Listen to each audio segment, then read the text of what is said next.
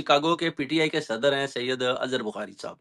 अभी हुँ, आपसे कुछ देर पहले उनकी कॉल आई थी मुझे, उन्होंने बोला कि हमने 30th नवंबर को एक प्रोटेस्ट रखा है अपना व्हाइट हाउस के सामने हुँ, और उधर एशियन कम्युनिटी हम सब ने मिलकर अपना जो है ना भरपूर तरीके से खान साहब के हक में आवाज़ बुलंद करनी है और डोनाल्ड ट्रंप को याद करवाना है कि आपने जो वादा किया है वो पूरा करें। हम सब ने आपको वोट दिया है जितने भी हम उसने अमेरिकन रिपीट किया। जो अपना अमेरिकन सिटीज़न है।